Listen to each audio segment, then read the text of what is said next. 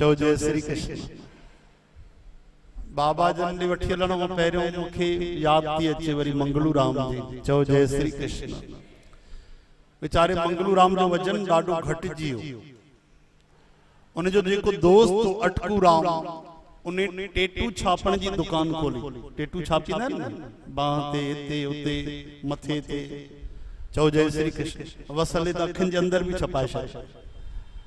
त मंगलू राम जी ज़ाल मंगली बाई चएसि थी, हलो तव्हांजे दोस्त दुकान खोली आहे उहा लिखण जी ते आ फोटू छापण जी। फोटू ते ओ जेको टटू छापींदा आहिनि। अरे टेटू चओ न। चई हा हा उहो ई।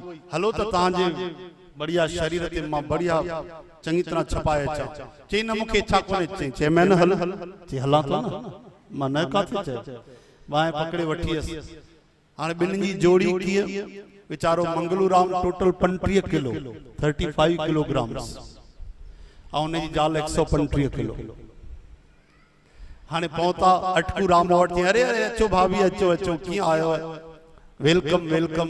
चई हे तुंहिंजो दोस्त आयो अथई, हिन जे बाहि ते हा हा छा छापिया? चई हिन जे बाहि ते शेर छाप। वीचारे अटकू राम ॾिठो। चई वीचारे जो वजन त 35 किलो आहे।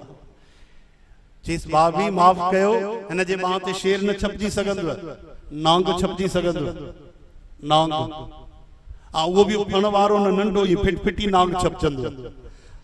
चई अरे बाप रे, मुंहिंजी बाहि ते? चई तव्हांजी बाहि ते शेर छा, डायनासोर छपाए वठो। डायनासोर बि छपजी वेंदो। चओ जय श्री कृष्ण। तंहिंजे करे आयुर्वेद चए थो न एतिरो असांजो वजन वधीक हुजे कि पंहिंजो वजन खणण जी मोहताज थी वञे माण्हू, न एतिरो वजन बिल्कुलु घटि हुजे। कृष्णकाय जंहिंखे चयो वियो आहे कि हवा में उॾामी वञे।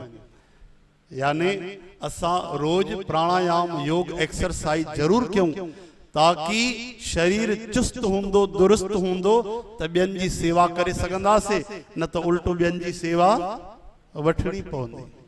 चओ जय श्री कृष्ण।